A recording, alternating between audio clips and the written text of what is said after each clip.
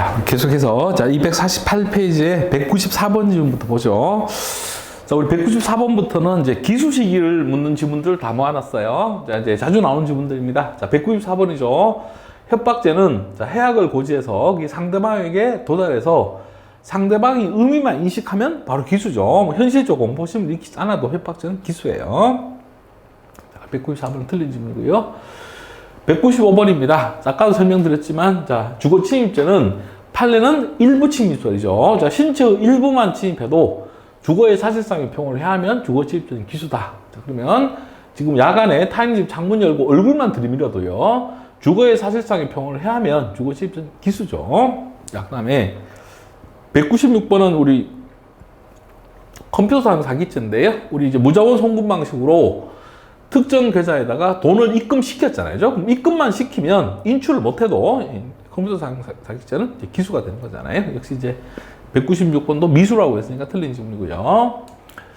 197번입니다. 자, 부동산에 대한 공갈죄는 소유권 이전 등기가 격려되어야 기수예요. 그죠? 그러면 이제 소유권 이전 등기 필요한 서류만 받았죠. 아직 소유권 이전 등기를 격려하지를 못했어요. 아니면 그 부동산 인도를 받지 못했습니다. 그러면 공갈죄는 미수가 되는 거죠. 그래서 이제 197번은 맞고요. 198번은 이제 피고인이 지하철 환승 에스컬레이터에서 카메라 폰으로 피해자의 치마 속 신체 부위를 동영상 촬영하다가 저장 버튼을 누르지 않고 촬영이 종료됐잖아요. 자, 그래도 요즘은 이 카메라 폰 기술이 좋아져서 촬영을 하다가 저장 버튼을 누르지 않고 촬영이 종료돼도 그 촬영하던 화면이 램에 남는데요. 그럼 촬영하는 행위도 있었고 그 촬영하는 화면까지 램에 다 확보가 되어 있으니까, 자, 카메라 촬영죄는 기수가 되는 거죠. 기수가 되는 겁니다. 자, 199번입니다. 자, 중강도죄는 뭐 이제 주체가 절도가라고 되어 있으니까 절도잖아요. 자, 절도 범인이죠. 절도에 실행에 착수하기만 하면 뭐 미수나 기수나 상관없다. 자, 맞고요.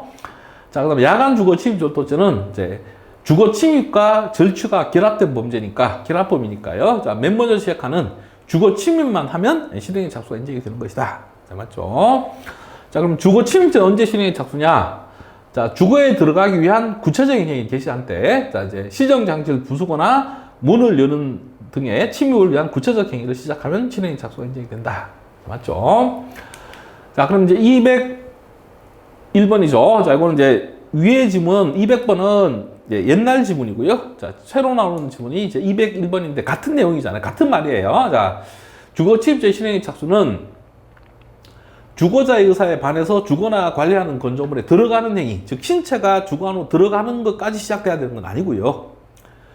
자, 범죄 구성 요건의 실현에 이르는 현실적 위험성을 포함하는 행위. 자, 이 범죄 구성 요건의 실현에 이르는 현실적 위험성을 포함하는 행위. 이게 바로 시정 장치를 부수거나 문을 여는 행위죠. 이것만 시작하면 족하다. 자, 맞죠?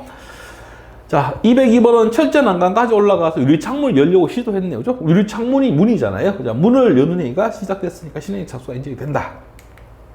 자, 근데 지금 이 가스 배관을 타고 올라가다가 그냥 이제 뛰어내린 경우잖아요. 그럼 이건 아직 뭐 문을 여는 행위나 시정 장치를 부수는 행위가 시작되지 않았기 때문에 실행에 착수 인정이 안 된다. 그 다음에 204번은 이제 출입문이 열려있으면 안으로 들어가겠다는 의사 아래 출입문을 당겨보는 거잖아요. 그럼 출입문이 문이잖아요. 그럼 문을 여는 행위가 있었으니까 실행에 착수 인정이 된다. 자, 근데 이제 초인종만 누르는 건 실행에 착수 인정이 안 되는 거고요. 그럼 비교해 정리하시면 되고. 자, 그 다음에 자, 두 개가 같이 잘 붙어 있네요. 그죠? 자, 이제 205, 206번은 뭐냐면 자동차 안에 물건을 훔치는 경우잖아요. 자동차 안에 물건을 훔치는 경우는 206번처럼 자동차 문을 열 때가 실행에 착수예요. 자, 그래서 205번처럼 그냥 자동차 내부를 손전등으로 비춰보기만 한 거, 후레쉬로 비춰보기만 한 건 실행에 착수가 인정이 안 되는 거죠. 자, 그 다음에 207번이네요. 그죠? 자, 우리 절도죄 실행에 착수를 묻잖아요. 자, 절도죄는 자기가 훔칠 물건을 찾기 위해서 뒤지는 거. 그거죠? 물색이라고 하잖아요. 자, 그러면 구리를 찾기 위해, 자, 이거 찾는 걸 한자로 바꾸면 뭐죠? 물색이요. 물색 행위가 시작했으니까 실행에 착수가 인정이 되는 거죠. 자, 그 다음에 208번은 소매치기에 관련된 실행에 착수 질문인데요. 소매치기는 우리가 이제 따기 시작할 때요. 호주머니에 손을 뻗쳐 그 겉을 더듬는 거. 이건 이제 본격적으로 그 호주머니를 따기 시작한 거니까 이건 실행에 착수가 인정이 되고요. 자, 209번은 지금 피해자 뒤에 접근해서 그 가방으로 이제 돈이 들어있는 피해자의 하위 왼쪽 주머니를 스치면서 지나가는 경우. 자, 이거는 피해자의 주의를 흐트리는 거잖아요. 그죠? 자, 우리 이제 보통 뭐 일반적인 표현으로 이제 바람 잡는다고 하죠. 이 바람 잡는 거죠. 이건 아직 실행액 착수가 인정이 안 되는 거죠. 자, 그 다음에 자, 210번은 이제 소송사기의 실행액 착수인데요. 소송사기는 원고의 경우 소송을 제기해야 실행액 착수잖아요. 그럼 지문에 답이 있네요. 본안 소송을 제기하지 아니한 채 소송 제기는 하지 않았고 가압류만 한 거죠. 그죠? 상대방 재산을 묶어두기만 한 거예요. 그럼 아직 가압류만 했지 본안 소송을 제기하지 않은 거잖아요. 실행액 착수가 인정이 안 되는 거죠. 210번입니다. 자, 그 다음 211번입니다. 자, 211번은 유치권 신고네요. 그죠? 자, 유치권 신고는 유치권이 있다는 것을 법원 공무원한테 그냥 신고만 하는 거죠. 소재기가 아니기 때문에 그건 실행액 착수 인정이 안 되고요. 유치권에 의한 경매 신청이잖아요. 경매 신청은 경매 개시 결정이라는 이제 법원의 판결을 받아 들어가는 거니까 그건 소재기가 마찬가지니까 실행액 착수 인정이 되는 거죠. 그리고 둘이 비교해서 여러분이 정리하시면 되는 거고요. 자, 그 다음에 212번은 뭐냐면, 자, 우리 소송사기의 경우는 법원을 기망한다는 인식을 가지고, 자, 소송사기의 고의로 소를 제기하면 바로 실행액 착수입니다. 자, 뒤는 낚시죠. 상대방의 주소를 허위로 기재함으로써 그 허위 주소로 소송 서류가 송달되어서 상대방이 아닌 다른 사람이 그 서류를 받아서 소송이 진행됐다. 이건 상관없죠. 소만 제기하면 바로 실행액 착수죠. 유효한 송달은 요건이 아니에요. 그래서 뭐 이렇게 나오기도 하고, 자, 소송을 제기하였으나 소장이 송달되지 않았다. 뭐 상관없습니다. 다 실행액 착수 인정이 되는 거죠. 자, 그 다음 213번입니다. 요건 여기서 지문 두 개를 같이 할게요. 자, 지금 여기는 장애인 단체 보조금에서 정산 보고서 제출이고요. 그 다음에 태풍 피해 복구 보조금에서 피해 신고 마찬가지죠. 이 정산 보고서 제출이나 피해 신고는 국가가 그 보조금을 주기 위한 직권조사를 개시하기 위한 참고 자료에 불과하죠. 다른 말로 바꾸면 보조금 지급의 예비 절차에 불과하기 때문에 실행액 착수 인정이 안 된다는 거죠. 그래서 보조금 사례 두 개 같이 정리하면 되죠. 장애인 단체 보조금에서 정산 보고서 제출, 그다음에 태풍 피해 복구 보조금에서 피해 신고, 전부 실행액 착수 인정이 안 됩니다. 자, 214번은 요즘 자주 나오는 질문이죠. 사기 도박이에요. 자, 사기 도박은 도박죄가 아니고 사기죄라는 거잖아요. 그럼 사기죄는 사람을 기망하여라고 조문이 시작하니까 기망행위를 개시하면 실행액 착수겠죠. 그래서 이제 상대방의 도박에 참여할 것을 권유하는 등으로, 자, 여기 지금 지문에 생략되어 있지만 판례 원문에는 기망행위를 개시한 때 실행액 착수가 인정이 된다는 겁니다.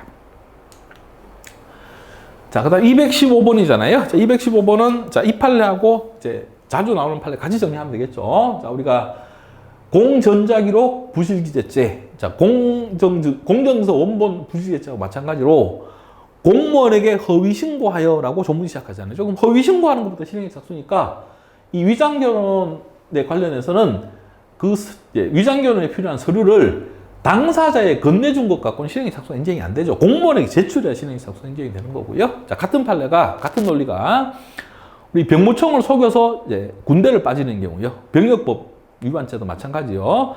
병무청을 속이는 것부터가 실행액 착수잖아요. 자, 그러니까 이 허위의 병사용 진단서를 발급만 받은 것 갖고는 실행액 착수가 인정이 안 되고, 자, 그걸 병무청에 제출해야 실행액 착수가 인정이 되는 겁니다.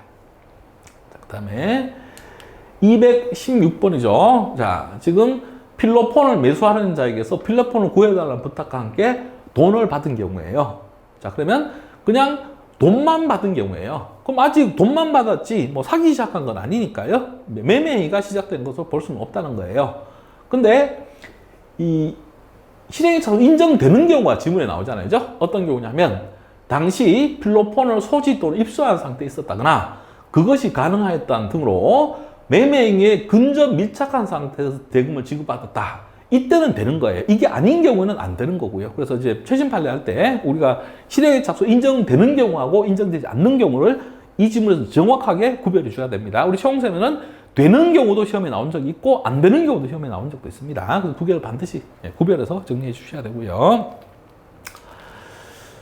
자, 그 다음 217번은 지금 이제 중지미수의 법적 성격에 관련된 건데요. 자, 중지미수는 이제 필요적 감면을 받는데 책임 감소 소멸서는 뭐냐? 책임이 감소되기 때문에 형이 감경되고 책임이 소멸되기 때문에 형이 면제된다. 이렇게 설명하는 거예요.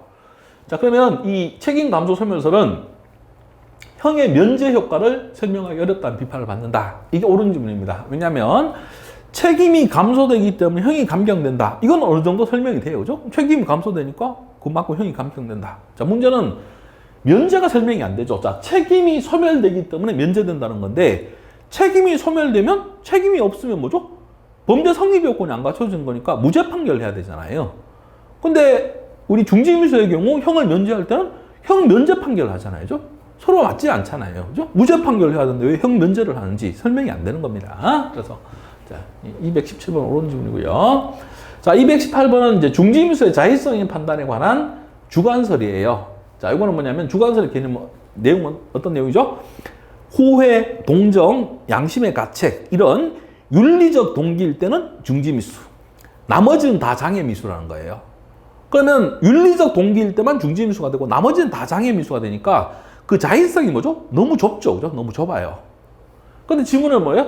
자의성의 개념을 지나치게 확대한다는 비판을 받는다고 했으니까 이게 정반대잖아요. 자, 그래서 218번 X고요.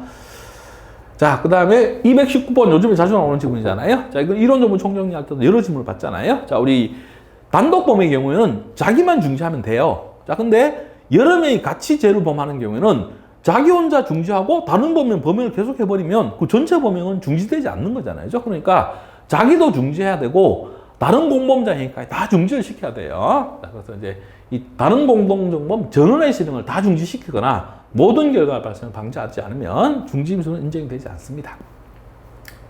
자, 자, 220번. 자, 이거는 우리 중지미수에서 단독범 사건에서 자의성을 인정한 유일한 판례잖아요. 자, 친해지면 응해주겠다. 자, 아무런 장애 사정이 없습니다. 그냥 피해자의 부탁밖에 없잖아요. 그 피해자의 부탁받고 그냥 자의로 그만둔 거니까 중지미수가 인정이 된다는 겁니다.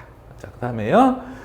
지금 221번은 요즘 최근에 우리 초공시험에만 2번이나 나왔던 지문입니다. 자주 나오는 지문인데 간단하죠. 자, 이건 공범 사건이잖아요. 갑과 을 2명이 강간하는 거예요. 자, 근데 한 명은 그만뒀어요. 근데 다른 범인이 강간을 해버렸어요. 그러면 전체 범인이 다 중지된 게 아니잖아요. 하나는 그만뒀지만 하나는 범인을 해버렸으니까. 자, 강간죄는 중지미수가 아니고 기수죠. 됐고요. 자, 그 다음에 222번입니다. 자, 이건 뭐냐면 223번까지 같이 정리하면 되겠네요. 자, 222번도 겁이 나서.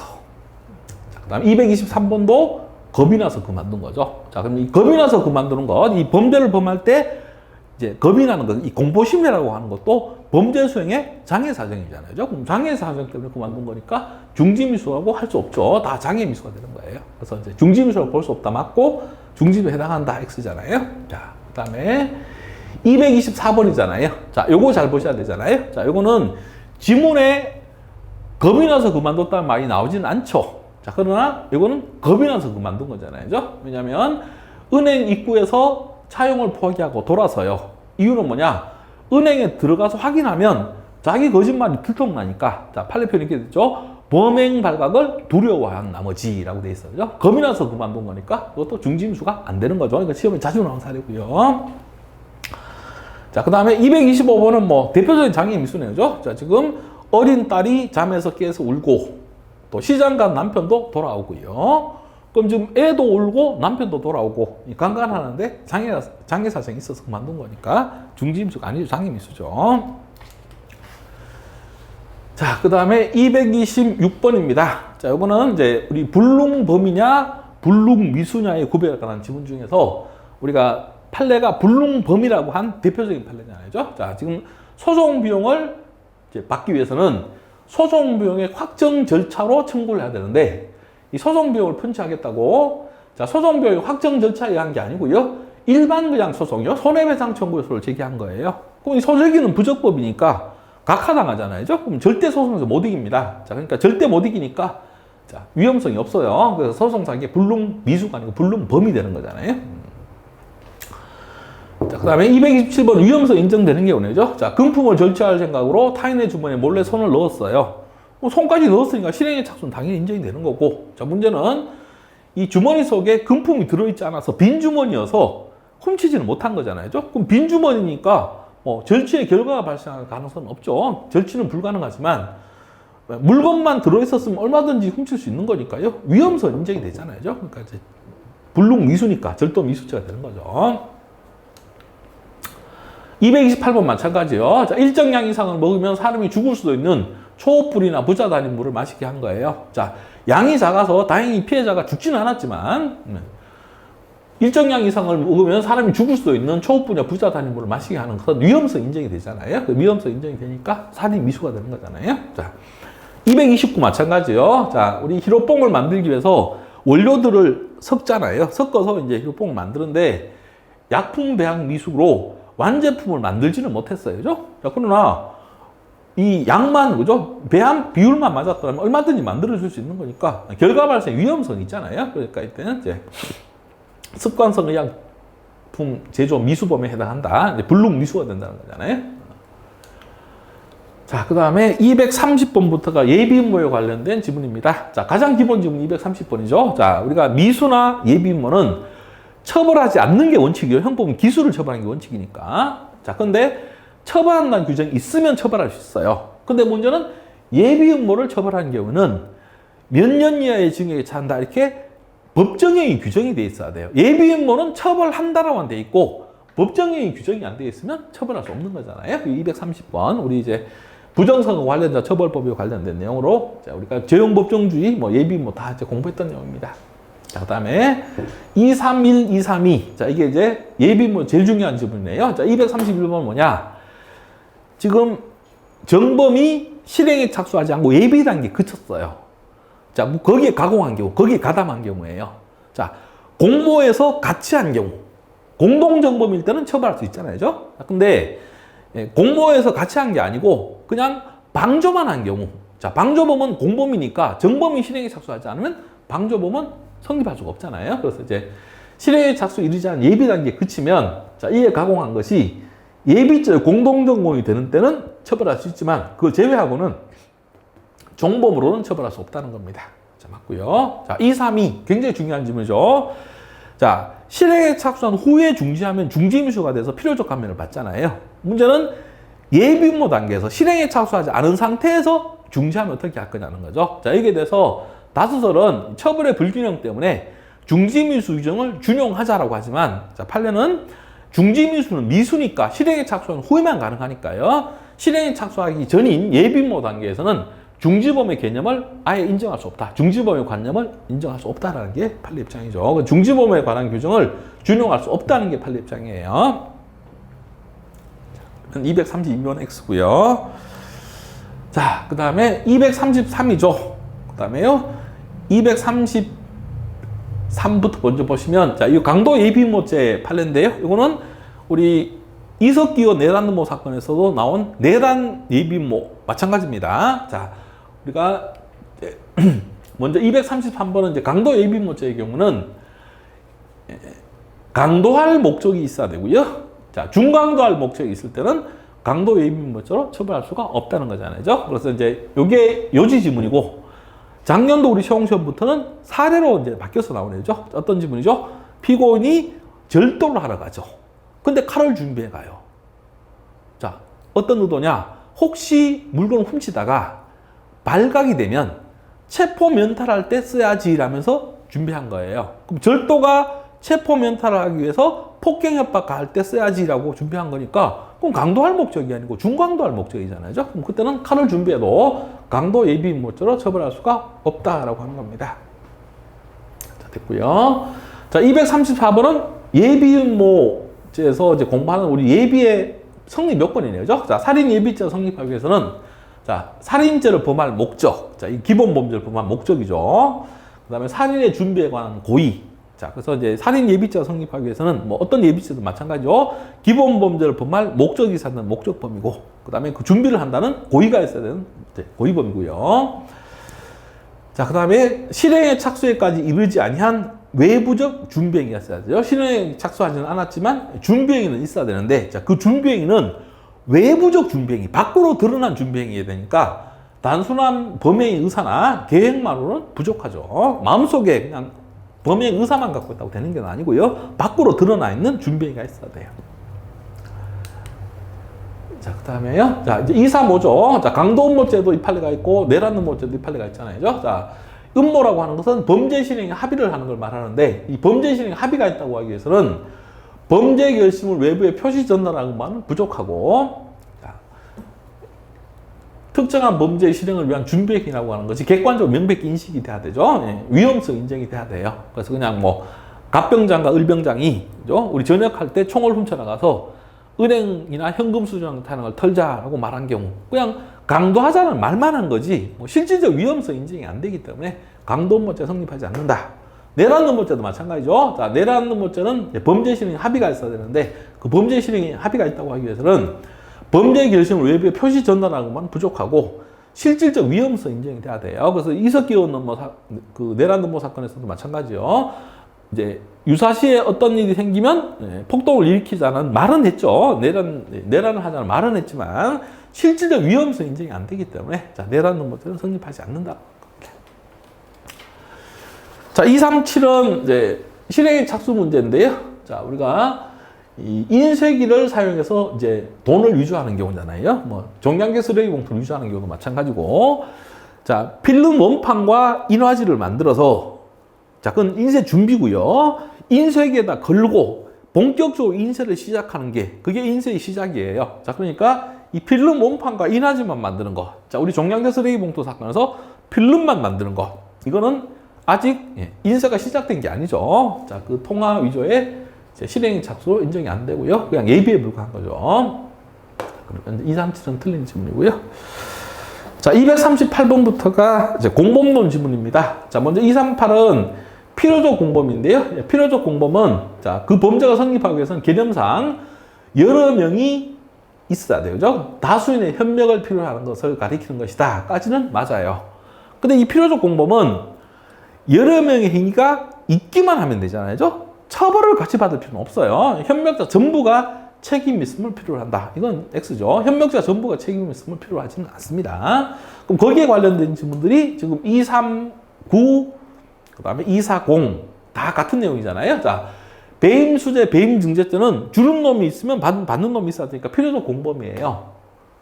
자, 그러면 수재자와 증제자가 있기만 하면 되고, 수재자와 증제자 같이 처벌받아야 되는 건 아니에요. 그래서 이제 증제자는 정당한 업무에 속하는 청탁이니까 처벌 안 받고, 수재자는 부정한 청탁이니까 처벌받고, 이것도 가능하다는 겁니다.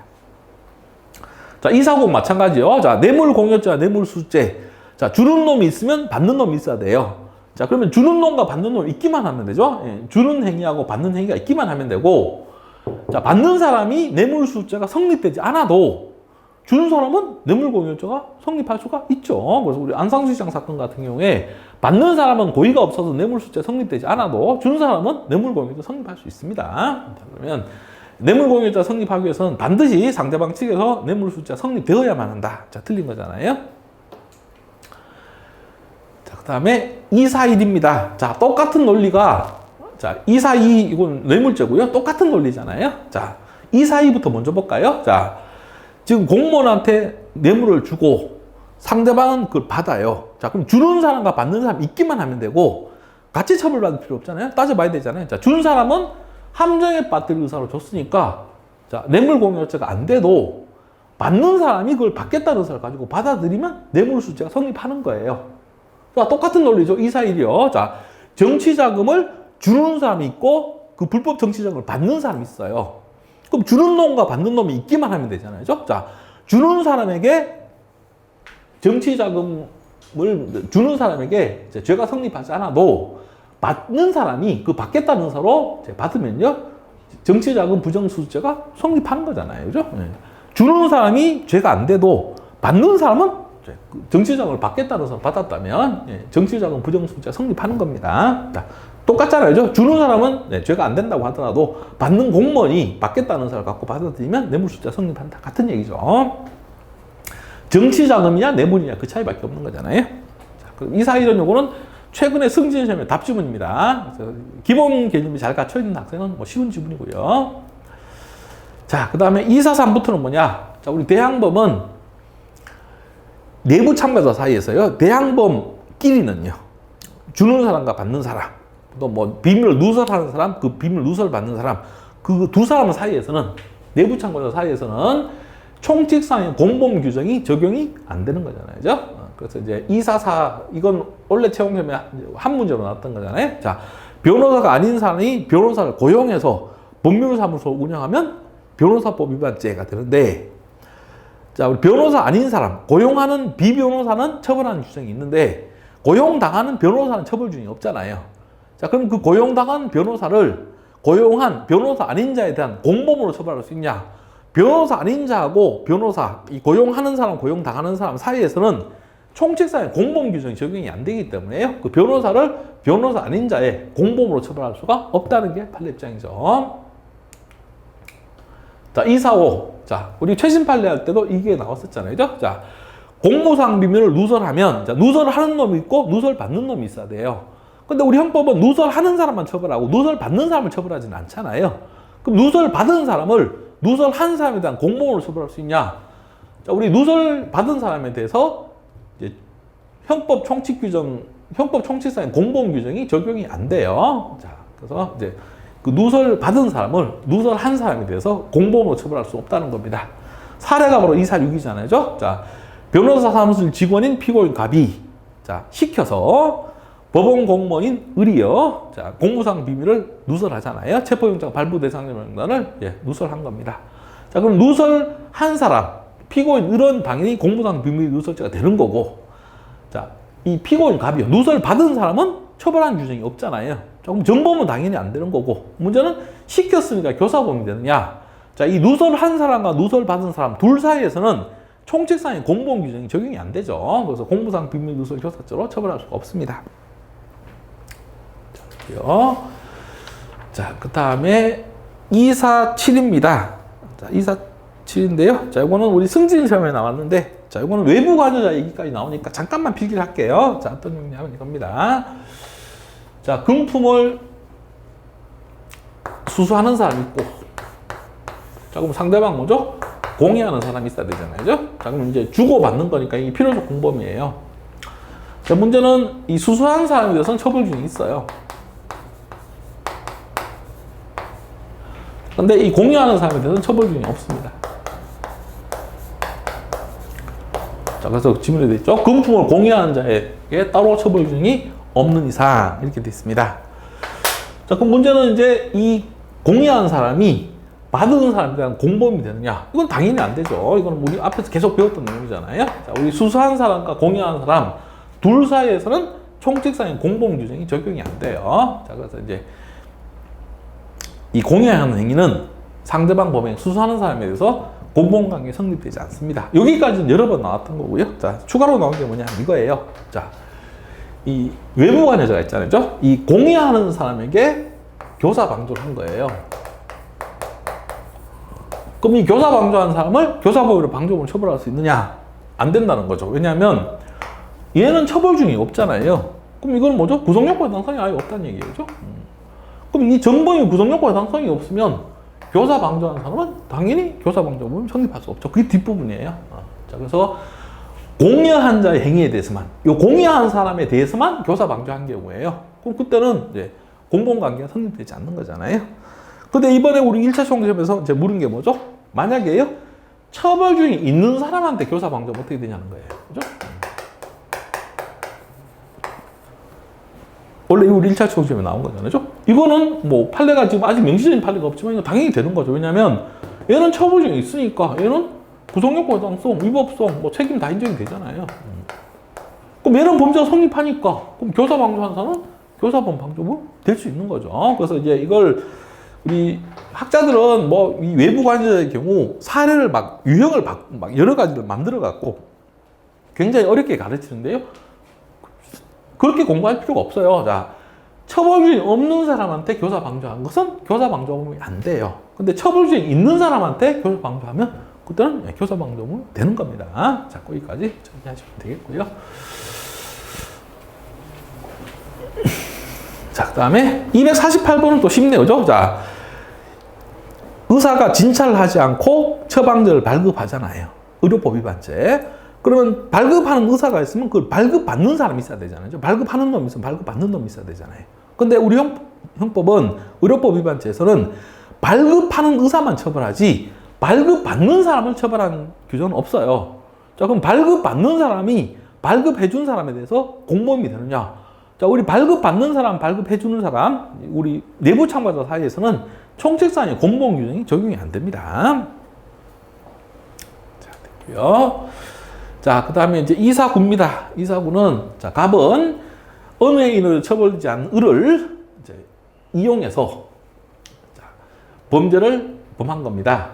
자, 문제는 갑이 을의 행위를 이용해서 범죄를 실현했는데 을의 의사를 부당하게 억압한 것이 아니었기 때문에 간접정범이 안 된다는 질문이에요. 자, 우리 간접정범은 어느 행위로 해서 처벌되지 않는 사람을 이용해서 범죄를 실현하기만 하면 돼요. 자, 그 의사집에 이용이라고 하는 것은 남의 의사를 부당하게 억압해서 이용하는 경우도 있지만, 뭐 속여서 이용하는 경우도 있고요. 뭐 여러 가지 경우가 있잖아요. 그래서 이 타인의 의사를 반드시 부당하게 억압해야만 간접정범이 되는 건 아니기 때문에 다른 사람의 행위를 이용해서 죄를 범했다면 타인의 의사를 부당하게 억압한 것이 아니어도 간접정범이 성립하는 거죠. 그래서 이 사고는 틀린 지문이고요. 자, 그 다음 250입니다. 자, 이거네요. 자, 지금 정유회사 경영자 갑이요. 국회의원 지금 지역구 지방자치단체장 A한테 자, 뭐죠? 불법 정치자금 잠깐만요. 이제 정유회사 경영자 갑이 국회의원들한테 불법 정치자금을 주잖아요. 근데 이 갑이요, 직접 자기가 갖다 준 게 아니고 직원 을한테 갖다 주라고 해서 을은 그게 무슨 돈인지도 모르고 갖다 준 거잖아요. 그러면 지금 일단 받은 뭐 지역구 국회의원인 을은요, 당연히 이제 정치자금 위반죄가 당연히 되는 거고 받은 거니까요. 자, 문제는 준 사람이 갑이잖아요. 근데 갑이 직접 준 거예요. 갑은 을을 이용해서 준 거예요. 직원을 이용해서 준 거예요. 직원을 이용해서 준 거니까. 자, 갑은 정치자금 위반죄 간접정범이 되는 거죠. 을은 자기가 직접 받았으니까 뭐 정치자금 위반죄가 되는 거고요. 자, 그래서 이제 250번 정리하시면 되고요. 그래서 받은 사람은 정치자금 위반죄 직접 정범. 자, 근데 준 사람은 자기가 직접 준 게 아니고 직원을 이용해서 준 거니까요. 자, 간접정범 이렇게 되는 거죠. 자, 그 다음에 251번이잖아요. 자, 지금 갑이 소송을 직접 법원에다 제기한 게 아니죠. 자, 증거가 조작됐다는 사실을 모르는 을을 이용해서 자, 소송에, 민사소송의 당사자가 되게 하고 소송을 제기하게 만든 거예요. 자, 그럼 소송 사기죄를 범하는데 갑이 직접 소송을 제기해서 직접 법원을 속인 게 아니고 고의가 없는 을을 이용해서 한 거니까 자, 사기죄 간접정범이 되는 거죠. 소송 사기죄 간접정범이 되는 겁니다. 그럼 간접정범이 안 된다고 했으니까 틀린 질문이고요. 자, 그 다음 252번입니다. 자, 252번은 마찬가지요. 자, 지금 사법경찰관 갑이 을을 이제 불법 감금을 하는데, 자, 자기가 직접 자기 손으로 이제 가뒀으면 직접 정범이 되지만 그게 아니잖아요. 검사하고 영장전산판사 속여서 그 검사하고 영장전산판사 이용해서 그죠? 구속영장이 발부되게 해서 구속영장이 집행되면서 피해자가 갇힌 거잖아요. 그럼 갑이 직접 자기 손으로 가둔 건 아니고요. 이제 검사하고 영장전산판사 이용해서 한 거니까 직권남용 감금죄, 불법 감금죄가 간접정범이 되는 거죠. 자, 253입니다. 내란죄와 같은 목적범의 경우 국헌의 문란의 목적을 가진 자가 자, 그러한 목적이 없는 자를 이용해서 내란죄를 실행할 수는 없다. 자, 틀렸잖아요. 자, 목적범에서 목적이 없는 자는 구속요건에 해당성이 없는 자예요. 처벌되지 않는 자잖아요. 그러면 목적이 있는 자, 전두환 노태우가 목적이 없는, 내란의 목적이 없는 최규하 대통령 이용해서 내란죄 간접정범 얼마든지 범할 수 있다는 게 판례 입장이잖아요. 자, 됐고요. 그 다음에 254, 255는 뭐냐면 허위공문서 작성죄 간접정범에 관련된 내용이잖아요. 자, 지금 보조공무원이 상사를 이제 이용하는 경우에, 자, 결재를 받아서, 그죠? 결재를 받아서 하면, 일단 어떻게 돼? 허위공문서 작성죄 간접정범이 되는 거고요. 결재를 안 받고 하면 어떻게 돼? 공문서 위조죄가 되는 거잖아요. 결재를 받아서 한 거니까 공문서 위조죄가 아니고, 이제 허위공문서 작성죄 간접정범이 되는 거니까 틀린 거고요. 자, 여기 또 결재를 받아서 한 거니까 이건 허위공문서 작성죄 간접정범 성립한다. 이거 맞잖아요. 자, 그래서 이제 우리 지문에 뭐 보조공무원이라는 이제 단어가 뜨거나 아니면 면회 호적계장 뜨면 우리는 결제 받았느냐 안 받았느냐 이것만 확인하면 된다. 그렇죠? 자, 결제 받아서 하면 허위공무사학생제 간접정범, 결제 안 받고 하면 공소 위조가 되는 겁니다. 자, 256은 뭐냐? 공무원이 아닌 사람이 공무원한테 직접 이제 서류를 발급받은 경우예요. 공무원을 직접 이용한 경우. 자, 이때는 공무서 위조죄의 간접정범도 안 되죠. 서명 날인해준 공무원이 무슨 소리인지 모르고 서명 날인해준 경우는 없잖아요. 자, 그 다음에 허위공무사학생제 간접정범 개념상 안 되죠. 공무원이 아닌 사람은 비신분자니까 허위공무사학생제 간접정범 무조건 안 됩니다. 자, 그다음 이제 공무서 위조죄 간접정범 안 되고 허위공무사학생제 간접정범도 안 되는 거예요. 자, 257번은 18년도 우리 처음시험에 나왔던 지문이잖아요. 자, 이건 쉬운 지문이죠. 자, 지금 신용카드인데 이게 이제 우리가 사용하는 지갑에 넣고 다니는 우리 일반적인 신용카드가 아니고요. 한국외환은행소비조합이 발행하는 신용카드 상품권이잖아요. 자, 유가증권이잖아요. 자, 그걸 들고 그 신용카드에 써져 있는 금액을 고치는 거예요. 변조를 하는 거죠. 피고인이 직접 자기 손으로 고쳤으면 직접 정범인데 아니잖아요. 예. 지금 상점 점원한테 자기가 그걸 고칠 권리가 있는 것처럼 속여갖고요. 상점 점원이 고친 거예요. 그럼 상점 점원은 고의 없이 이용당한 도구고요. 자, 피고인은 그 상점 점원을 이용해서 유가증권을 변조한 거니까 간접정범에 의한 유가증권 변조죄가 성립한다. 자, 맞죠? 자, 258입니다. 이건 이론 조문 총정리할 때 공부했죠? 우리 총시험, 승진시험, 그다음에 검찰직 시험 계속 지금 다 나왔잖아요. 자, 자기의 지휘감독을 받는 사람을 교사하면 특수교사, 자기의 지휘감독을 받는 사람을 방조하면 특수방조. 자, 특수교사는 2분의 1 가중이요. 특수방조는 정범과 동일한 형을 처벌하잖아요. 그러면 자기의 지휘감독을 받는 사람을 방조한 거니까 특수방조잖아요. 특수방조는 2분의 1 가중이 아니고 정범과 동일한 형이니까 틀린 거잖아요. 자, 그 다음에 259번입니다. 자, 공동정범이 성립하기 위해서는 일단 주관적 요건으로 공동과공의 의사가 있어야 되고, 자, 객관적 요건으로 공동의사에 의한 기능적 행위를 통한 범죄 실행 사실, 공동으로 이제 죄를 범했다는 사실, 공동과공의 사실이 있어야 된다. 자, 맞죠? 자, 그 다음에요. 자, 260번요. 자, 공동정범은 행위자 상호 간에 서로 그 범죄를 같이 하겠다는 의사가 있어야 되잖아요. 자, 그러면 이 공동과공 의사는 상호 간에 있어야 되기 때문에 행위자 일방의 가공 의사만으로는 인정될 수 없죠. 한쪽만 같이 하겠다는 의사가 있고 상대방은 같이 하겠다는 의사가 없는 경우를 편면적 공동정범이라고 하고, 이 편면적 공동정범은 공모관계가 성립하지 않기 때문에 공동정범이 될 수가 없죠. 자, 그 다음에 261번은 이제 공동과공 의사의 내용이잖아요. 공동과공 의사라고 하는 것은 갑과 을이 서로 적극적으로 상대방을 이용해서 같이 죄를 범하겠다라는 의사가 있어야 돼요. 자, 그냥 갑이 을이 범행을 한다는 거 알면서 말리지 않고 내버려 두기만 하는 것, 타인의 범행을 인식하면서도 제지하지 않고 용인하는 것만은 부족하죠. 서로 적극적으로 같이 하겠다는 의사가 있어야 돼요. 자, 261번이고요. 자, 262번이잖아요. 자, 이거 우리 최홍시험에 워낙 자주 나왔던 지문이고 한동안 뜸하다가 또 최근에 지금 계속 나오고 있잖아요. 자, 뭐냐면 지금 이 피고인이 다른 범인들로부터 여자들을 여러 명 데려다가 하나씩 나누어서 강간하자는 제의를 받잖아요. 자, 근데 피고인은 같이 하자고 한 적이 없어요. 그냥 아무런 대답도 하지 않았어요. 자, 그리고 실제 그 다른 범인들이 여자들을 데리고 와서 하나씩 이제 나누어서 강간을 하는데 피고인 몫으로 한 명을 남겨주잖아요. 근데 피고인은 그 여자한테 신체적 접촉 전혀 하지 않고 손도 안 대고 그냥 이야기만 하다가 돌려보냈다는 거예요. 그럼 같이 강간하자고 했을 때 같이 하자고 한 적도 없고 또 실제 강간을 같이 한 적도 없고요. 자, 그러니까 공동정범이 성립할 수가 없는 거죠. 자, 263입니다. 자, 우리 딱지음을 발행해서 돌리는 경우에요. 그럼 사기치기에 딱지음을 발행해서 돌리면 딱지음 발행할 때요, 그게 어떤 경로로 유통될지, 누가 그걸 중간에 갖게 될지 알 수가 없잖아요. 자, 그래도 딱지음을 같이 사기치기 위해서 발행해서 돌리자라고 하는 것만 인정이 되면 공모관계는 인정이 되는 거잖아요. 자, 그 다음에 범행 가담자 간의 상명하복관계, 서로 상하관계라고 하더라도 일방적으로 시키는 게 아니죠. 자, 여기서 뭐라 했어요? 범행에 공동가공했다. 자, 상급자하고 하급자가 서로 공모해서 같이 한 거예요. 그럼 상급자, 하급자도 공모해서 같이 하면 당연히 공동가공이 되죠. 자, 그 다음 265입니다. 자, 지금 건설회사의 유일한 지배인 갑이 있고, 자, 현장 소장들이 있는데요. 자, 이제 현장 소장들이 이제 공무원들한테 뇌물을 줄 때요. 이 갑한테요. 다 뭐죠? 보고를 받았어요. 그리고 갑이 나중에요.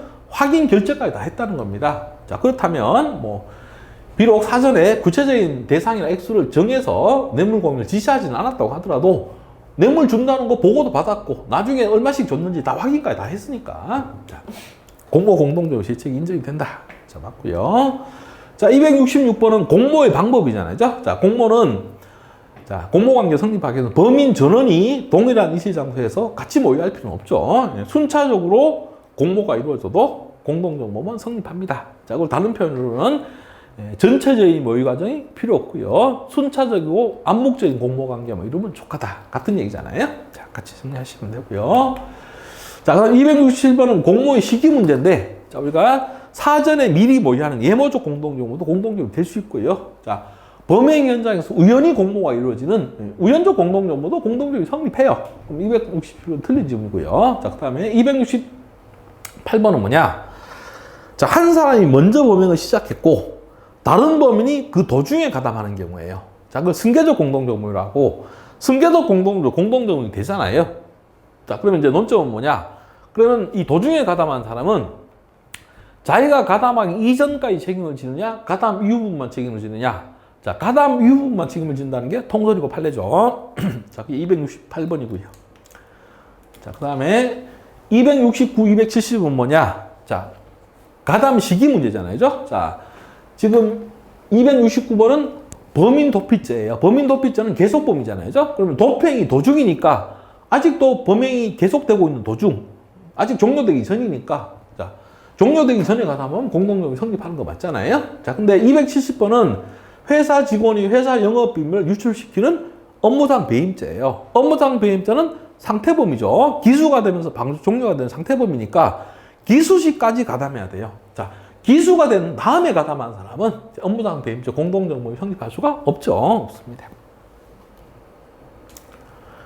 자, 그 다음에 271번이죠. 자, 271번은 자, 우리가 판례는 이제 공모 공동정모를 인정하죠. 자, 공모는 같이 했는데 그중 일부가 실행행위를 분담하지 않은 경우, 그럼 그 실행행위를 분담하지 않은 사람도 같이 공동정모이 돼요. 되는 겁니다. 그 논리가 뭐냐? 자, 우리 공모에 의한 범죄의 공동실행은 모든 공범자가 다 구성요건 실현행위를 해야 되는 게 아니에요. 자, 이 실현행위를 하는 공범자에게 행위 결정을 강화시키고 협력해주고 이것도 역할 분담으로 인정이 된다는 겁니다. 자, 271번 론지문이고요. 자, 그 다음 272번요. 자, 구성요건 행위 일부를 직접 분담하여 실행하지 않은 자라도 공동정모에서 대책을 질 수 있기 위해서는, 자, 공모 공동정모가 되기 위해서는, 자, 공모 공동정모도 공동정범이잖아요. 공동정범에서는 필요한 게 뭐죠? 기능적 행위지배라는 게 필요하잖아요. 그래서 이제 단순한 공모자에 그치는 것이 아니라 기능적 행위지배가 인정이 돼야 된다라고 하는 겁니다. 자, 여러 번 나왔던 지문이고요. 자, 바로 연결되는 사례 지문이죠. 자, 승진 시험 2번이나 나왔던 지문이잖아요. 자, 답은 뭐예요? 단순 참가자 갑이요. 이 갑은 이 전국 노점상 연합회가 주관한 도로행진 시위에 참가했는데 기능적 행위지배가 인정이 되는 뭐 역할 분담을 한 정도가 아니고요. 자, 그냥 단순 참가자에 불과하죠. 단순 공모자에 불과하니까 공모 공동정모이 성립할 수가 없다. 그렇죠? 자, 됐고요. 자, 그다음에 274번은 이제 공모관계 이탈의 문제네죠. 자, 공모관계 이탈은 자, 그 공모한 범행이 시작되기 전에 빠져야 되잖아요. 그러니까 이제 다른 공모자 실행에 이르기 전에 이탈해야 되고. 자, 법적 효과는 이탈한 이후부는 책임을 지지 않죠. 공동적으로 책임을 지지 않습니다. 여기까지 좋아요. 자, 문제는 이탈의 표시는 명시적이어야 된다. 이게 틀린 거네요. 자, 공모관계에서 이탈할 때는 그냥 이탈하기만 하면 됩니다. 뭐 명시적인 의사표시요. 나는 빠질 테니까 니들끼리 해라고 말을 하고 빠질 필요는 없다는 거죠. 이탈 의사표시 명시적인 필요는 없어요. 자, 275입니다. 자, 이거 뭐죠? 이번은 이제 일반 공모자가 아니고 공모를 주도한 자죠. 공모자가 공모에 주도적으로 참여해서 다른 공모자의 실행에 영향을 미친 때예요. 이때는 자, 범행을 저지하기 위해 적극적으로 노력하는 것, 그걸 말리기 위해서 이제 노력하는 것을 영향력을 제거해야 된다고 그죠? 그 영향력을 제거해야만 이탈 인정이 되고, 영향력을 제거하지 않으면 이탈로 인정이 안 돼요. 그럼 우리 이제 성매매 사건에서요, 그냥 다른 죄를 지은 것 때문에 구속됐다는 것만으로요, 구치소에 수감됐다는 것만으로 이탈했다고 볼 수는 없다는 거죠. 그냥 갇히기만 갇힌 거지 다른 범인들의 범행을 말리지는 않았잖아요. 이탈로 인정이 안 된다는 겁니다. 자, 이번 276입니다. 조심하셔야 되잖아요. 자, 피고인이 포괄일제 범행의 일부를 실행한 후 공범관계 이탈했어요. 그죠? 그럼 이탈이 지금 범행의 일부를 실행한 후에 이탈한 거니까 실행에 착수하기 전에 이탈한 게 아니잖아요. 실행에 착수 후에 이탈한 거잖아요. 그죠? 자, 그럼 이거는 공모관계 이탈이 문제가 아니고 공범과 중지미수 문제가 되는 거고요. 자, 우리 공범관계에서는 자기만 이탈한다고 중지미수 인정이 되는 게 아니잖아요. 그러면 이 중지미수 인정이 안 되기 때문에 자기가 빠진 이후 부분까지 다 책임을 져야 된다는 거죠. 그게 276번입니다. 자, 핵심 키워드가 뭐예요? 범죄의 일부를 실행한 후 공모관계 이탈했다. 이거죠. 이게 핵심입니다. 자, 그 다음에요. 자, 277부터는 동시범 문제는, 자, 우리 지난주 이론적으로 총정리할 때 정리했네요. 자, 상호 의사연락 하에 바로 답이잖아요. 자, 상호 의사연락이 있었으니 공동정범이잖아요. 자, 그럼 공동정범은 동시범의 문제는 아예 제기될 여지조차 없죠. 독립행위 경향의 문제 아예 발생할 여지가 없어요. 자, 그 다음에 278은 이제 폭행치사나 상해치사도 원인된 행위가 판명되지 않으면 공동예에서 처벌하느냐, 263조가 적용되느냐. 자, 판례는 상해치사, 폭행치사도 상해와 폭행의 죄라는 장애 같이 있는 죄이기 때문에요. 자, 263조가 적용이 된다고 보죠. 그래서 인과관계 판명되지 않으면 미수범으로 처벌하는 게 아니고 공동예에서 처벌합니다. 자, 278번 맞고요. 279번입니다. 독립행위 경합에 있는 경우 결과 발생 원인행위가 판명되었더라도 모두 미수로 처벌된다. X죠. 자, 우리가 이 독립행위 경합의 경우 모두 미수로 처벌한다는 19조는 263조도 마찬가지고요. 원인행위가 판명되지 않았을 때 적용되는 조문이에요. 원인행위가 판명돼 버리면 19조나 263조는 적용될 여지가 없습니다. 그래서 모두 미수로 처벌되는 게 아니고 그 밝혀진 인과관계대로요. 판명된 인과관계대로 인정되는 사람은 기수, 부정되는 사람은 미수 이렇게 처리가 되는 거잖아요. 자, 그다음에 280번은 지난주에 우리 했고요. 자, 독립행위가 경합해서 화재가 발생했어요. 근데 그게 과실이죠. 과실이 경합해서 화재가 발생한 거예요. 원인행위가 판명되지 않았으면, 자, 불이 난 거니까, 화재가 발생한 거니까 상해의 결과가 발생한 게 아니니까 19조로 가잖아요. 자, 그럼 미수로 가야 되는데, 아까도 봤지만 과실법은 미수라는 게 없잖아요. 자, 그러니까 둘 다 무죄가 돼요. 처벌 기준이 없기 때문에. 자, 280번 X고요. 자, 281번부터가 교사범 지문인데, 자, 지금 교사의 개념은 범죄 결의를 없는 피교사자에게 범죄 결의를 갖게 하는 거. 그게 교사잖아요. 그러면 피교사가 이 범죄 결의를 갖고 있어요. 그럼 그때는 교사범이 성립할 여지가 아예 없죠. 자, 281번 X고요. 그 다음에 교사범이 성립하기 위해서는 범죄를 특정해 줘야 되잖아요. 그냥 막연히 그냥 뭐 죄를 범해라. 뭐 어떤 죄를 범하는지 알 수 없으니까요. 특정이 안 되면 교사범이 성립할 수가 없는 거잖아요. 자, 그 다음에요. 자, 교사범은, 자, 교사자가 피교사자에게 범죄만 특정해 주면 돼요. 뭐, 을을 죽여라. 그죠? 뭐, 정을 죽여라. 이렇게 이제 범죄만 특정해 주면 되고, 그 범행 일시, 장소, 방법 등의 세부적인 사항은 피교사자가 정하면 되잖아요. 그죠? 교사범이 이걸 특정해 줄 필요가 없습니다. 자, 283번. 우리 채용시험에 답지문만 2번 나왔던 거고요. 그 다음 284번이잖아요. 자, 우리 이제 교사범이 성립하기 위해서는 교사 행위하고 정범이 죄를 범한 것이 인과관계가 있어야 되는데, 자, 그러면 이 교사범이 성립하기 위해서는 교사가 정범의 범행에 대한 유일한 조건이어야 되느냐. 아까 인과관계 할 때 여러 번 나왔잖아요. 유일한 조건일 필요도 없고, 직접적인 원인일 필요도 없습니다. 자, 284번이고요. 자, 지금 285, 286. 자, 이게 다 같은 내용이네요. 그죠? 자, 뭐냐면, 교사범이 교사를 했고, 피교사자가 범죄를 실행했어요. 근데, 지금 피교사자에게 다른 원인이 있어서 범죄를 실행한 거죠. 자, 교사와 다른 원인이 같이 작용하면서 정범이 죄를 범한 경우. 그것도 교사범이 성립하죠. 대표적인 사례가 286번이잖아요. 자, 지금 교사자가 피교사자에게 일제 드랍을 사주면서 열심히 일을 해라, 절도를 하라고 시켰고요. 자, 피교사자 이 정범에게 범죄 습벽, 상습성이 있어서 그 교사행위하고 습벽이 같이 작용해서 죄를 범한 경우, 그때도 교사범이 성립하는 거잖아요. 다른 논이 같이 작용해도 상관없다는 겁니다. 사실상 같은 지문이고요. 자, 그 다음에 287번이네요. 자, 이거는 이제 아까 우리 보셨던 인과관계 할 때 봤던 이제 사례잖아요. 지금 남자가 여자한테 낙태를 하라고 시켰잖아요. 자, 근데 이 피교사자가 자, 그 말을 듣고 바로 범행을 승낙한 건 아니에요. 한참을 망설이다가 나중에 결국은 낙태를 하겠다고 결심하고 낙태를 하러 가잖아요. 상관없죠. 교사 행위하고 정범이 죄를 범한 것이 인과관계만 있으면 되잖아요. 뭐 당장 그걸 결심할 필요는 없잖아요. 범행을 당장 승낙하지 않아도 상관없어요. 한참 뒤에 승낙해도 상관없습니다. 자, 그다음 288번입니다. 자, 이거는 공공 종속성의 가장 기본 지문이네요. 자, 교사범이 성립하기 위해서는 교사자의 교사 행위만 있으면 되느냐? 그렇지 않죠. 정범이 범죄가 있어, 정범의 실행행위가 있어야 됩니다.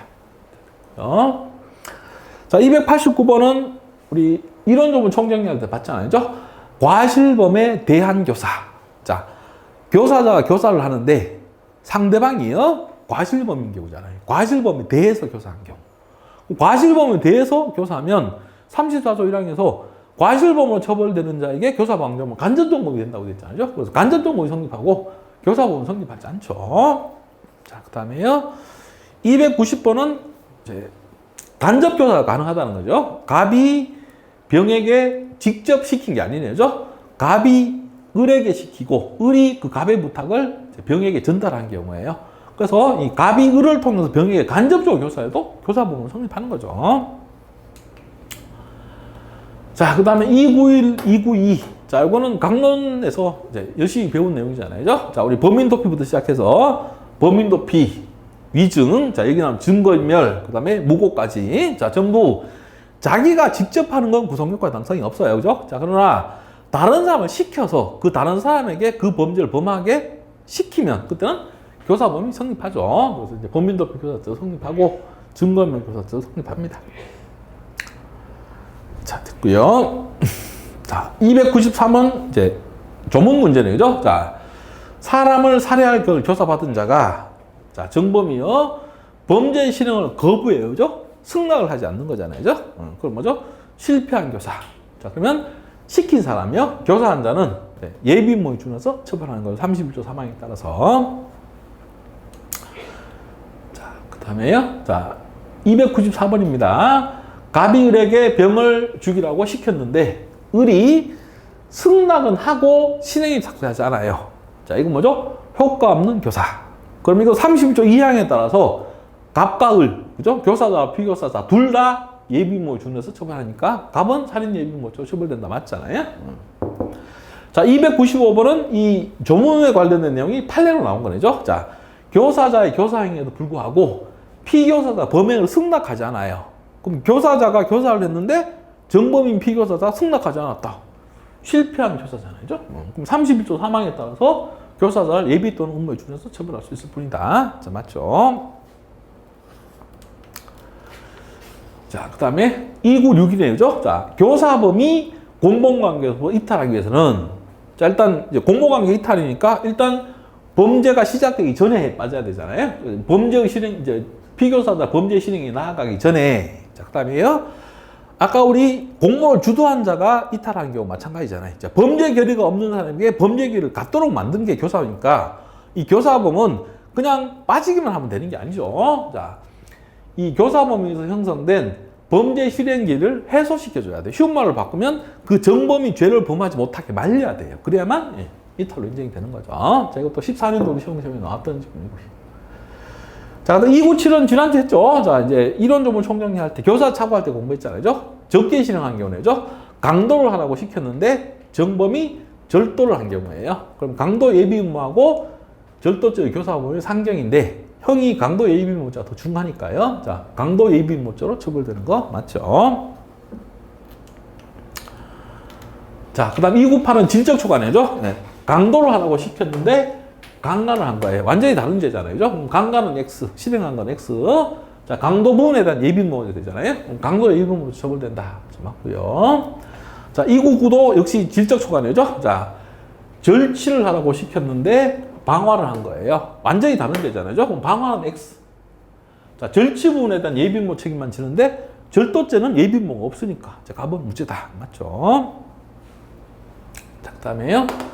자, 이거는 아까 우리 결과적 가중범 할 때 옳은 지문이 나왔고 이번에 틀린 지문이죠. 자, 갑이 을에게 병을 상해를 가하라고 시켰어요. 근데 을이 병을 죽인 거예요. 자, 그러면 을은 당연히 뭐 살인죄고요. 자, 문제는 갑에게 어떤 죄가 성립하느냐. 자, 갑에게 예견 가능성이 있으면 자, 갑은 상해 치사죄 교사범이 되는 거잖아요. 자, 예견 가능성 누구에게 있어야 돼? 갑에게요. 왜냐면 지금 을의 죄는 살인죄로 확정된 상태고 지금 갑의 죄가 무슨 죄냐를 따지는 거니까 예견 가능성은 갑에게 있어야 되죠. 그래서 이것도 연습 열심히 했던 내용이에요. 자, 이론적으로 총정리할 때 다 했던 내용입니다. 자, 됐고요. 자, 그 다음에 301번 중요 지문이네요. 자, 이거 뭐냐면 방조범은 정범이 실행행위를 할 때 그 도중에 도와주는 것도 방조범이 되고 실행에 착수하기 전에 도와주는 것도 방조범이 되는데 자, 조건이 하나 붙죠. 자, 이 방조는 공범이니까요. 자, 공범 종속성설 때문에 정범이 실행행위에 나아가면 자, 그때는 실행에 착수하기 전에 도와주는 것도 방조범이 성립한다. 자, 맞죠? 그럼 302번은 방조범이 성립하기 위해서는 이중의 고의가 있어야 되죠. 일단 도와준다는 고의, 방조의 고의도 있어야 되고요. 정범이 범행을 한다는 것도 알고 있어야 되죠. 정범의 고의도 있어야 되고요. 방조의 고의와 정범의 고의가 있어야 된다. 자, 방조범이 성립하기 위해서는 이중의 고의를 요한다라는 질문이에요. 자, 303입니다. 쉽죠? 자, 방조범이 성립하기 위해서 고의가 있어야 되는데, 자, 아까 배웠던 내용을 여기도 계속 활용하면 되잖아요. 모든 범죄의 고의는 미필적 고의로 족하다. 자, 그러니까 방조범의 고의도 확정적 인식까지 필요 없고요. 미필적 인식만 있으면 충분한 거죠. 자, 됐고요. 그 다음에 304번은 이제 방조의 착오잖아요. 자, 여기잖아요. 자, 지금 방조한 범행과 정범이 실행한 범행이 구성요건이 완전히 다르다. 완전히 딴 죄인 경우에요. 그러면 일단 실행한 죄는 전혀 책임을 안 질 거고요. 자, 우리 교사의 경우에는 교사한 범행을 정범이 시작하지 않으면 예빈모로 처벌한다는 규정이 있어서 예빈모 책임은 져야 되지만 방조는 기소된 방조를 처벌하는 규정도 아예 없잖아요. 그래서 이건 아예 처벌 안 받습니다. 자, 이게 앞부분이죠. 방조자 인식과 정범이 실행 간의 착오가 있고 양자의 구성요건을 달리하는 경우입니다. 완전히 구성요건이 다른 경우예요. 자, 그때는 방조자의 고의는 조각된다. 결국은 이제 방조자는 처벌 안 받는다는 얘기입니다. 자, 근데 질적 초과의 경우에요. 자, 상해를 가한다고 해서 이제 도와달라고 해서 흉기를 구입해 줬더니 정범이요 상해를 한 게 아니고 살인을 진행한 거예요. 이건 완전히 다른 죄가 아니고 양적으로 초과한 경우잖아요. 그럼 이때는 이 부분은 책임을 져야죠. 구성요건이 겹치는 부분은 방조범은 책임을 져야 됩니다. 그게 뒷부분이죠. 자, 구성요건이 중첩되는 부분이 있는 경우에요. 일단은 그 중첩되는 부분 한도에 대해서는 방조자의 죄책을 인정해야 될 것이다. 자, 겹치는 부분이 전혀 없으면 책임을 안 지는 거고요. 겹치는 부분이 있으면 책임을 진다. 이렇게 간단히 정리하면 되는 거잖아요.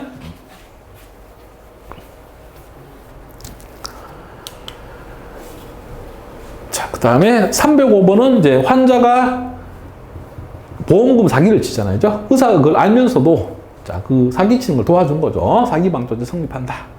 306번은 무면운전을 하는 걸 알면서도 그 무면운전을 할 수 있도록 차를 빌려줘서 자, 무면운전을 도와준 거죠. 무면운전의 방조범이 성립한다.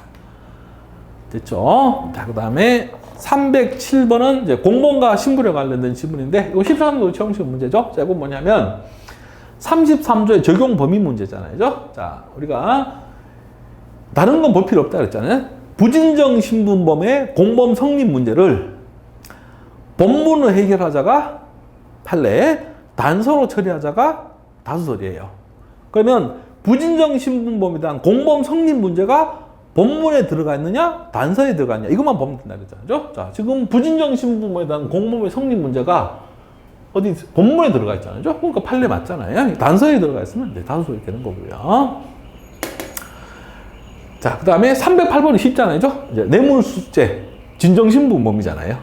그럼 공무원 아닌 자, 비신분자가 공무원에게 시키면 교사범, 도와주면 방조범, 같이 하면 공동정범, 전 3조의 규정이 적용이 되는 거잖아요. 자, 그럼 308번이 시켰으니까 교사범이고, 자, 309번은 공무원 아닌 놈이 공무원과 같이 했잖아요. 같이 했으니까 뇌물수재 공동정범이 성립하는 거잖아요. 자, 그 다음에 310번은 우리 공무원과 신분에서 가장 중요한 지문이요. 자, 우리 공직선거법상 기부행위 제한과 관련해서 기부행위 주체로 인정되지 않는 자, 비신분자가 기부행위 주체자, 신분자와 같이 하면 원래는 33조 본문에 따라서 공동정범으로 처벌해야 되는 게 맞잖아요. 원칙이잖아요. 그죠? 근데 공직선거법에서 이 33조 본문으로 처리하지 말고 113조, 114조, 115조 공직선거법의 이제 특별규정에 따라 처리하라고 돼 있어요. 그러면 형법 총칙이라는 일반법과 공직선거법의 특별규정이 서로 부딪히는 경우니까 그때는 공직선거법에 따라 처리해야 되니까요. 자, 공동정범으로 처벌할 수가 없는 거죠. 근데 공동정범으로 처벌할 수 있다라고 해서 틀린 지문이 계속 나오다가 우리 최홍점에 이제 공동정범으로 처벌할 수 없다고 해서 이제 옳은 지문도 한번 나왔잖아요. 그래서 굉장히 중요한 지문이죠. 기부행위 주체자 아닌 자가, 비신분자가 기부행위 주체자하고 같이 기부행위를 하면 자, 그때는 공동정범으로 처벌하는 게 아닙니다. 공직선거법에 따라서 다 별도로 처리하게 돼 있어요. 자, 311은 뭐죠? 존속 살해죄가 나오는 거니까 분윤경 신분법 문제네죠. 그러면 이제 비신분자는 자, 어떻게 처리할 거냐? 자, 판례 어떻게 처리하죠? 성립은 같게, 처벌은 다르게. 자, 그러니까 지금 이 갑의 친구인 을도 그죠? 갑이 친구인 을을 시켜서 을의 아버지를 죽였잖아요. 그럼 을은 자식이니까 당연히 존속 살해죄고, 자, 비신분자 갑은 어떻게 되냐? 일단 성립은 어떻게 돼? 존속 살해죄 교사범이 성립하죠. 자, 처벌은 보통 살해죄 교사범을 처벌하는 거예요. 그러면 성립을 묻는 거니까 보통 살해죄 교사범이 아니죠. 존속 살해죄 교사범이 돼야 되니까 틀린 거고요. 자, 이번에는 자, 갑이 을을 시켜서 자, 을이 자기 아버지를 죽였어요. 을은 존속 살해죄고 갑은 어떻게 되냐? 자, 성립은 같게, 처벌은 다르게. 자, 이번은 처벌이에요. 이번 처벌이니까 보통 살해죄 교사범 맞죠? 성립은 존속 살해죄 교사범, 처벌은 보통 살해죄 교사범으로 처벌되는 겁니다. 자, 313번 마찬가지네요. 그죠? 아내가 아들하고 같이 남편을 죽여요. 그럼 아들은 아버지 죽인 거니까 존속 살해죄. 문제는 아내는 어떻게 되냐? 자, 성립은 같게, 처벌은 다르게. 자, 그럼 성립은 존속 살해죄 공동정범. 자, 처벌은 다르게 보통 살인죄형으로 처벌되는 거죠. 자, 맞습니다. 자, 314번요. 자, 업무상 타인의 사물 처리하는 자가 자, 그 신분이 없는 자하고 같이 업무상 배임죄를 범한 경우에요. 자, 그럼 업무상 타인의 사물 처리하는 자, 신분자는 당연히 업무상 배임죄고, 문제는 그 신분관계 없는 자는 어떻게 되냐? 자, 성립은 같게, 업무상 배임죄, 처벌은 다르게, 단순 배임죄. 자, 그럼 지문에서 성립을 물었으니까요. 단순 배임죄, 업무상 배임죄, 업무상 배임죄 성립하죠. 성립은 같게니까요. 자, 처벌은 다르게, 처벌은 단순 배임죄 처벌하는 겁니다. 자, 그 다음에 315번이죠. 자, 모해할 목적이 있는 갑이 자, 모해할 목적이 없는 을에게 위증을 하라고 시켜서 을이 위증을 했어요. 그럼 을은 모해 목적이 없으니까 단순 위증죄가 되지만 갑은 모해 목적이 있으니까 모해 위증 교사죄로 처벌이 되는 거잖아요. 자, 315번 맞고요. 자, 316번 원래도 시험에 나왔던 거고요. 상습성 있는 자가 상습성 없는 사람이 도박을 할 때 도와준 거예요. 그럼 정범은 상습성이 없어서 단순 도박죄가 된다고 하더라도 도와준 놈, 방조범은 습벽이 있으니까요. 상습 도박 방조죄가 성립하는 거죠. 자, 됐고요. 자, 그 다음에 자, 아까 우리 모해 위증 교사죄에서 자, 신분이 있는 자가 모해 목적이 있는 자가 모해 목적이 없는 자를 교사해서 죄를 범하면 30점도 단서요. 자, 다르게 처벌해야 된다라고 하는 것이 형법 30조 1항 교사범 정범과 동일한 내용으로 처벌한다라고 하는 조문에 우선 적용되는 거죠. 왜냐하면 33조 단서는 공범과 신분에 관련된 특수 문제를 다루는 특별 규정이고요. 30조 1항은 교사범 일반 조문이잖아요. 자, 그러니까 모해 위증 교사죄로 교사범이 정범인 단순 위증죄보다가 처벌이 더 무거워도 상관없다는 얘기죠. 자, 그게 바로 317번입니다.